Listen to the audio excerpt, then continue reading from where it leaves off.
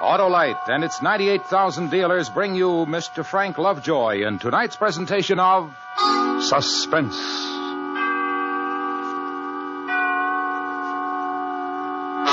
Tonight, Autolite presents the story of a man who wanted to save his life, but he had to get into a fight to do it.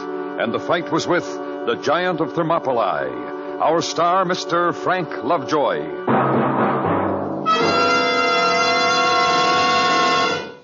Hi, Harlow. Doing some gardening? Yes, sir, Hap, and here's my favorite plant. Well, that's an Autolite Stay Full battery. Sure, the power plant for quick, dependable starts, Hap. And unlike other plants, this one needs watering only 3 times a year in normal car use. Oh, it's a daisy, Harlow. Sure is, Hap. It's far and away the best battery blooming. And it never gets bushed. Of course not. The Autolite Stay Full can take it better than a cactus plant because of fiberglass retaining mats around every positive plate.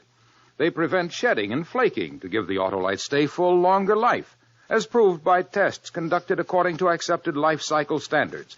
Do you dig me, Hap? Had you planted before you opened your 2 lips, Harlow. Oh, okay. Then cultivate the acquaintance of the best battery botanist in town, your Autolite battery dealer. He'll give your car that hardy perennial, the Autolite Stay Full, the battery that needs water only 3 times a year in normal car use.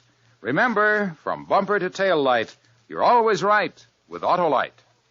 And now, Autolite presents transcribed Mr. Frank Lovejoy in The Giant of Thermopylae, hoping once again to keep you in suspense.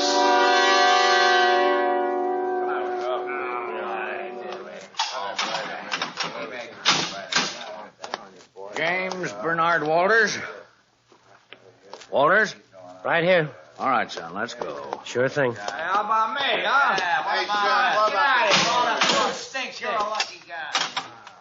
What's happening, Constable? Happening? This is your lucky day, big fella. You're getting out. Yeah? Yeah. And then you can go home and get yourself in trouble all over again, huh? All right, in here. Here, sign. Hmm? For your stuff, son. You want it back, don't you? Oh, sure. There. Atta boy. Yeah. Now then. Yeah. Wristwatch, ring, billfold. Oh, better count your money. Dark glasses, your belt and your tie. Yeah. That's it, I guess. Seems to be all here. Okay, big fella, take 'em and get going. Through that door. Nothing personal, Constable, but I'm glad to. So long. You know, if they'd needed just one more guy on the county farm to fill out that labor gang they're getting up, you'd be a mighty overworked young fella about now. Too bad I missed it, huh? As I say, this is your lucky day, kiddo. But I got a little advice for you. Don't walk into any more bars in this town and start trouble. We don't like that sort of thing. I don't like your town, Constable. What do you think of that? Well, I think you're kind of a smart-alecky young fella. And I think you should get out and leave it alone if that's the way you feel. And don't get fussy with me. I like the town, and I'm the law. What kind of work do you do? I'm a riveter, construction jobs. Well, that's what you ought to do instead of getting into trouble. Work at your riveting. But I told you this when they brought me in here, and I'm going to say it once more before I go. Oh, what's that? That bird I hit, he didn't have any reason to get huffy with me. I wasn't doing anything to him. I was just in there having a beer by myself. He got nasty, I hit him, and I wind up in jail. Doesn't seem like justice to me. Did he hit you? No, but he tried to. Law says you assaulted him, big fella. Well, you see, you learned something here at that. Where are you from? Illinois. Yeah, maybe you ought to go back there, son. I wouldn't stick around here if I was you. You don't seem to get along with us here. I get along okay. All I need is a fair shake. Maybe so, but I've hauled a lot of people in here in my day. And you know what I called you when I first saw you? When I didn't even know why you were brought in?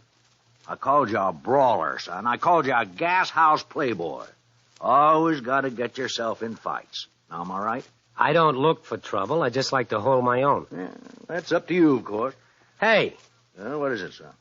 $2.90 missing out of my billfold. Oh, I took it. Huh? For 2 meals you had here, breakfast and lunch. This county don't pay board for prisoners who can afford it. Well, thanks. Better run along now and stay out of trouble. All my boys know you, and our policy is to keep an eye on fellas like you, so watch your step. I will. I couldn't afford another day in your jail. That's pretty good, son. That's pretty good.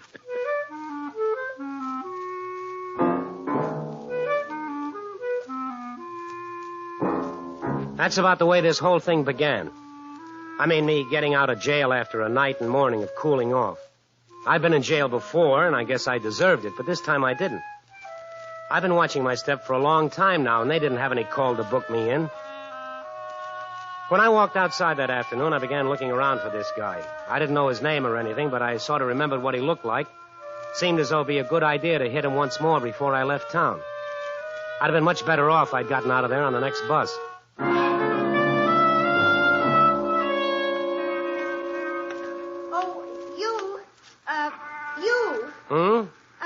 You. Me? Yes.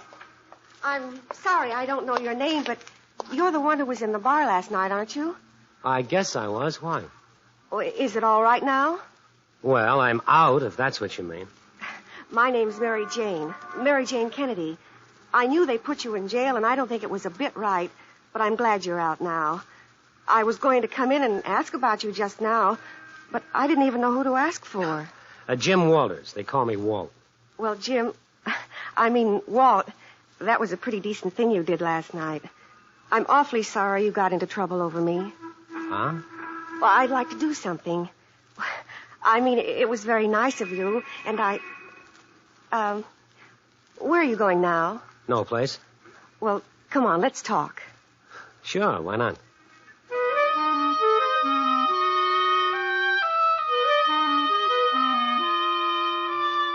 Now, for a couple of seconds there, I forgot all about this fella I was looking for because this little girl was real cute. So I went along with her. But I also thought maybe I'll find the guy this way. So, this is your place, huh? Yeah. Excuse me. Sure. Pretty nice. Oh, not so nice. Pretty awful, as a matter of fact. I'm going to move as soon as I get a chance. Yeah? Well, what's so awful? Oh, out there.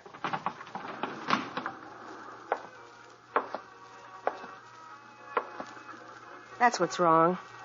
The fun park. I think it looks kind of pretty myself.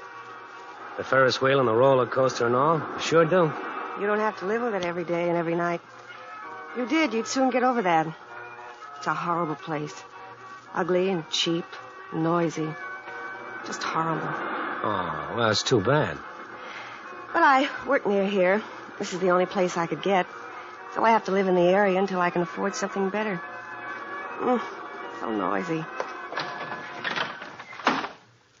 Where do you work, Mary? At Allied Aircraft. I'm a secretary. That's pretty nice. Say, wouldn't happen to have a little drink around here, would you? Drink? Yeah, bourbon maybe, or a glass of beer. I wasn't thinking of anything like that, Walt. Oh? What were you thinking of, then? Well, I just wanted to talk to you quietly for a minute. Thank you for your help last night. Oh, that's it, huh? Yes, that's it. Beats me. Just beats me. Maybe this is just a crazy town. I don't know. I don't understand you. Look, Sugar, you can play it any way you want to, but it was you who met me outside the jailhouse. You were waiting for me. And you brought me over here. Now, I saw you, I don't know, once before in my life, in that beer joint last night, maybe. You say you were there, I guess I might have seen you. Now, here I am at your place, I ask you for a drink, you start getting coy. Mary, you can thank me all night long, but I never did anything for you in my life. You're very funny, Walt. Yeah, it's a real scream, all right.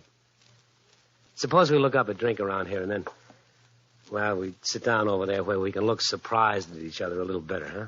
I don't have anything to drink here. I don't want anything. Well, that's pretty definite. Walt, last night you hit Tim. You hit him good and hard, and you got in trouble for it. Why'd you hit him? Tim, that's the name of the guy? Yes, Tim Bennett. Why'd you hit him? Well, because he got awful frisky with me, and I don't let anybody get away with that kind of thing. If he hadn't come by and started shooting off his face, everything would have been all right. As it was, he made me hit him, and then I had to spend the night in jail because he felt frisky. I don't understand this. I've made a mistake. Well, I don't understand it either. Don't look at me that way. I haven't done anything to you.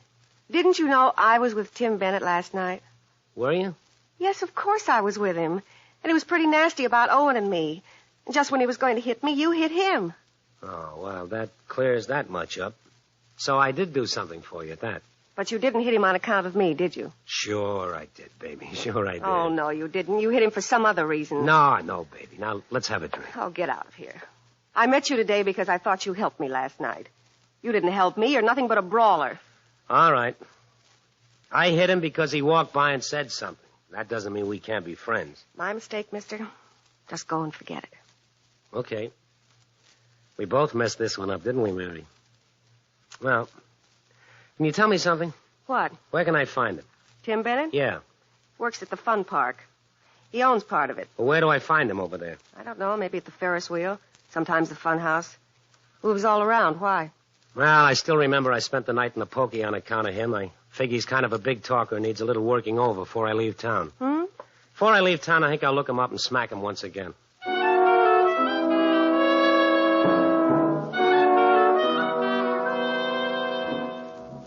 Maybe that was the wrong thing to say, but I had it on my mind and I let it out. It's just the way I am.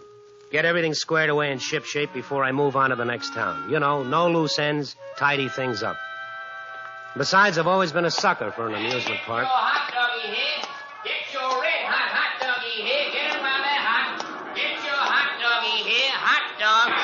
All right, get your hot doggies here. Hot doggies. Get your red hot doggies here. Yes, look at her in PMA. Now step right up and get your ticket. Show's about to begin on the inside. Tickets. Tickets. How many, brother? Where do I find Tim Bennett? Tim Bennett, friend. He owns part of this junk heap. He works here. Where do I find him? I want to talk to him. Try the funhouse, Pally. Thanks. Hey, don't I know you? Why should you? Oh, because I hear you had a little trouble in a beer joint with Tim last night. Then I guess you know me. You say the fun house? Yeah, right across the way. And have fun. Don't worry, I will.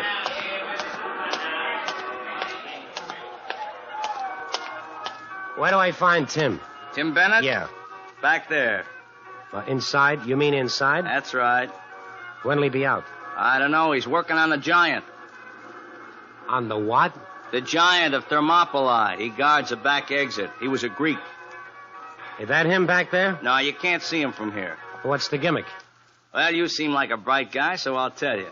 See, the civilians go in through here. They walk all the way through the funhouse to the back, and they think that's where they're going to come out. But they can't because the giant is standing there guarding the door. So they have to come back through the whole place and come out the front here. Same way they went in. Now, isn't that fancy? We think it is. How big is this giant? Oh, 9 feet tall, maybe. Isn't that cute? Yeah, every once in a while he don't work so good. Tim is the only one knows how to fix him. The levers go bad and everything. Happened this morning. Tim's been back there ever since. Wait. Got her going in, too. Well, you're a real panic. I want to see Bennett. Well, you'll have to go through the house. Okay. And you have to get a ticket. Oh. Well, I wouldn't want to miss him. Here. Sure. That way. Thank you. Oh. You can lay off the air jet when I go in. Huh? Laugh, getter.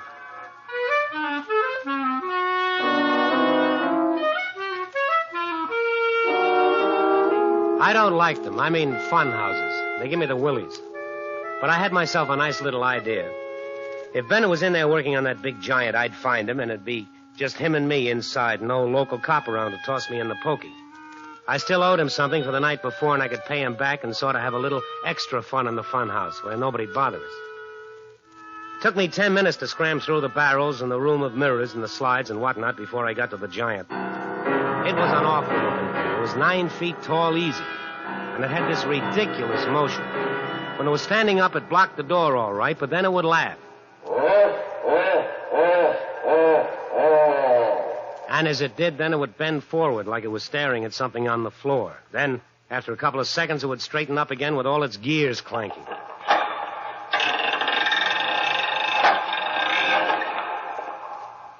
By the time I got to Bennett, he'd gotten it fixed good. Seemed to be working just fine.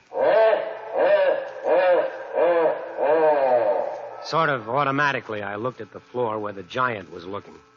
And all at once, I didn't want to see Tim Bennett anymore because he was lying there right at my feet.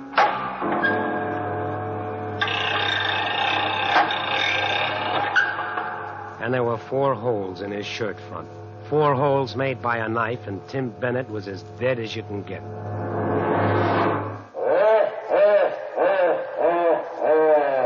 I turned around. I wanted to get out of there, and then it occurred to me that the way out was through the front.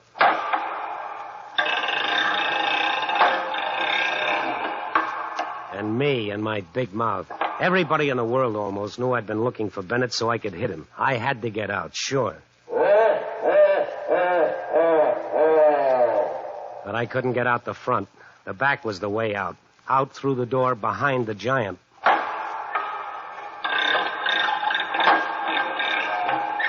But how to do that? Well, watch the pattern of the big fella. What exactly did he do? Was it impossible to get past him? The laugh. And as he did it, he bent down and looked at the floor, which left a little space along his left side, room enough to get through before he straightened.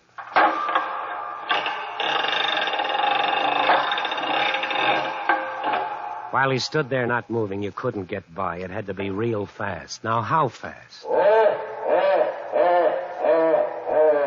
Laugh 5 times, then 1, 2, 3, 4, 5. On the count of 5, he straightened. A beat of 5 between the last laugh and when he straightened. And he came up fast and strong, enough power to crush anything that got between him and the wall. 1, 2, 3, 4, 5.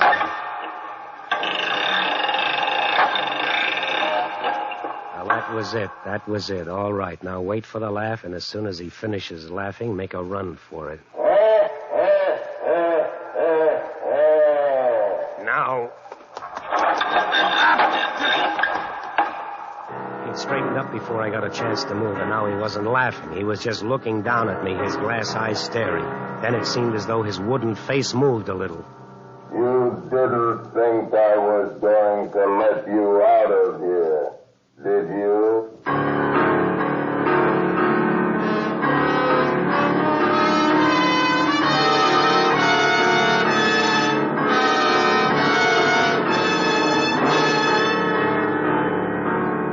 Autolite is bringing you Mr. Frank Lovejoy in The Giant of Thermopylae, tonight's presentation in radio's outstanding theater of thrills, Suspense.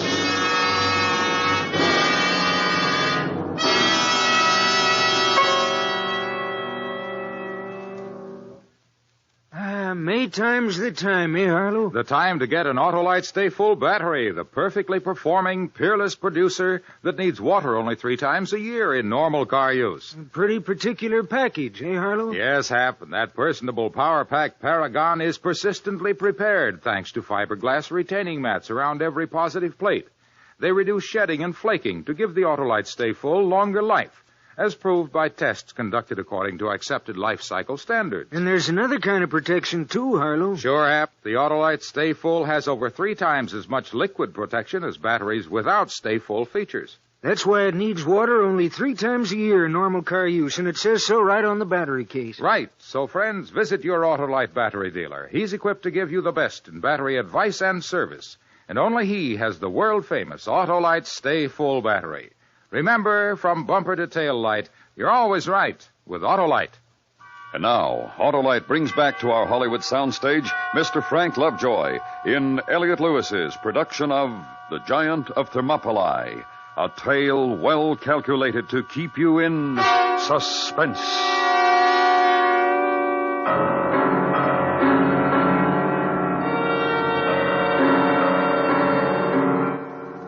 But take it from me, and I've been in plenty of places. Hearing that thing talk and seeing it stop moving when I tried to get out of there was something I sure hadn't counted on. I got it in my head all of a sudden that the thing could talk and that it could think. And if I tried to sneak by or rush it, one of those big arms would come down against me and smash me against the wall. But I couldn't stay in there with that dead guy, and I couldn't go out the front way. So I had to give it a try.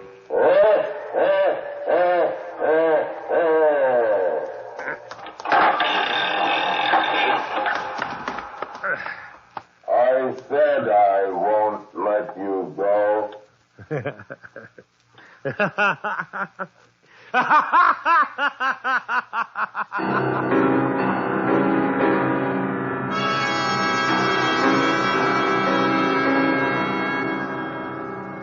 there I was, sitting on the floor next to Tim Bennett, who was dead, just kind of looking up at this big, ugly giant. And he wasn't laughing now, not a bit. He was just hoping I'd keep rushing him until he battered me to death. Because he wasn't laughing, somebody from out front had come back to find out what was wrong with him, and they'd find me and the body of this guy I'd been threatening all day. After a while, it seemed there were two of me. The one sitting on the floor sort of whimpering and crying and looking at the giant. The other one sitting there and saying things to himself. Things about giants and funhouses made of wood and metal and rags and a couple of gears. Well, that one didn't whimper. He said, nothing like this big thing can talk, really. No giant they got standing up in the rear end of a funhouse to scare the suckers can think. And those big arms are only levers, and those eyes are only light bulbs, and that laugh is only a record. And the talk? I decided to find out about that. Go ahead, laugh, you big pile of junk. I'll show you. I'll show you this hunk of frame.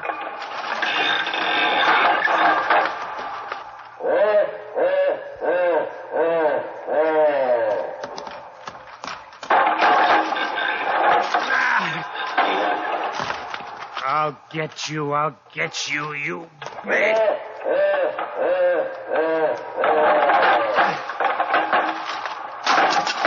Now, take a good look at this. 4 feet of iron as tough as those arms of yours. Let's see how you like this.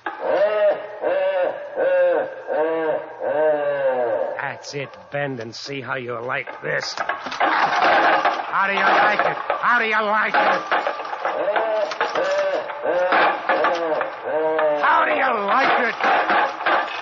Not so good, huh? Not so good. You want some more?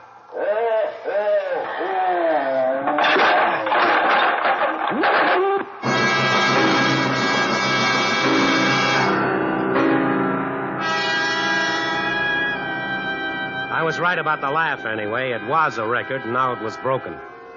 And then suddenly, for no reason at all, the arms started to move up and down again, but without any noise and kind of helplessly. I didn't waste any more time. I saw my chance to scoot, and I did. I sprung open the door behind the thing, and I got outside. Hey, what is this? Huh? Hey, what have you been doing? You busted up the giant? You crazy or something? Hey, look, buddy, where's Tim? He's in there with... Hey, what's the matter with you? Your giant. He's trying to turn his head. Huh? See, he's trying to turn his head. You busted him. I sure did. I busted him good, I did. He's bleeding. Look. Holy smoke. I showed him. Go ahead, laugh. Laugh at me now. Can't you laugh?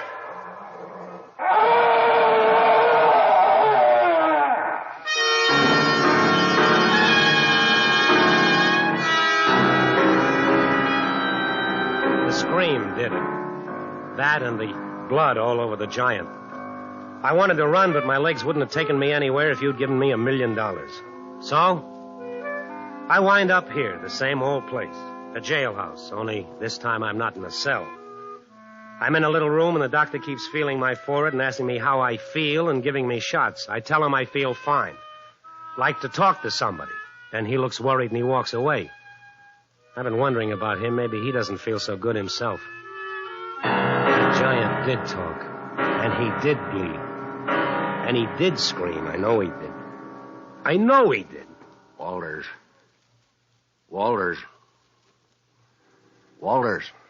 Hmm? Ah, you lie still, big fella. You got quite a fever. Yeah. Oh, yeah, quite a fever. Thought I'd better talk to you before you go back to sleep again. May help your sleep. Quite a thing out there in the fun house. You didn't stay out of trouble at that, did you?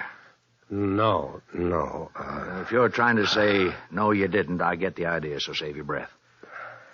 Well, first off, I talked to that girl named of Mary Jane Kennedy. Very nice girl. She told me how you were out looking for Tim Bennett. Sheriff, I know I was looking for him, but... Just can't stay out of trouble, can you? Got to always be hitting somebody, making sure you're top man. Well, you're top man this time, all right. Someday I'm going to ask you how it feels to tangle with a giant, but I'm not going to ask you right now, no. 'Cause I also talked to one of the Barkers over there. One you asked about Tim. And to a couple other people. What about Bennett? Now, don't try to ace me, son. You know Tim's all through talking. He was stabbed 4 times. Well, I didn't do it. I didn't do it. I was looking for him, sure. I was going to beat him up a little, but I didn't knife him. He was that way when I found him. Honest he was. And how about the giant? I had to fight with him. Yeah, I guess you did. And the guy inside him. Huh? The guy who was inside the giant, working him. There was a man inside the giant? There sure was, but you kind of killed him, big fella. You wrecked all the gears and he got caught in them. You know who he was? No. He was someone just like you, who didn't like Tim Bennett, name of Owen Brady. He wanted to marry that girl. Tim was doing everything he could to louse it. So Owen stabbed Tim. And when you showed up, he hid in the giant. He thought it'd be a dandy idea to tag you for the job. He had no way of knowing you were on his side. He'd never seen you, Then he did talk. Oh, yeah, he talked, and he bled and screamed, and he died in there. You weren't hearing things or seeing things, son. It happened. Now maybe you can sleep a little better, huh?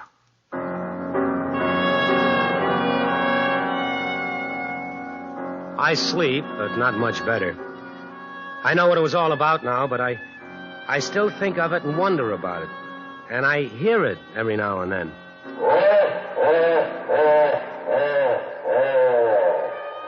But I feel better. I haven't fought with anybody for a long time now, and never will again. But my last fight, that was a pip. I whipped the giant of Thermopylae.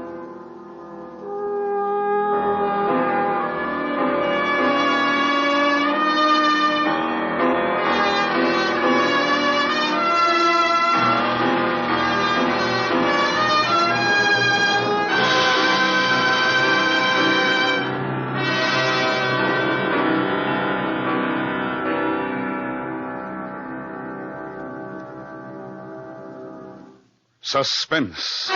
Presented by Autolite. Tonight's star, Mr. Frank Lovejoy. This is Harlow Wilcox for Autolite, the world's largest independent manufacturer of automotive electrical equipment. In 28 plants from coast to coast, the men and women of Autolite build over 400 fine products for leading cars, trucks, tractors, planes, boats, and industry. Autolite contributes its manufacturing experience and skills to the fields of electronics, agriculture, die casting, and plastics. The Autolite name is famous all over the world for products of unsurpassed quality and performance. In service, too, Autolite facilities are worldwide. Wherever you travel, you'll find trained experts prepared to serve your technical needs. So, for superior products for use in industry or for you and your family, always look for the name Autolite, because from bumper to tail light, you're always right with Autolite.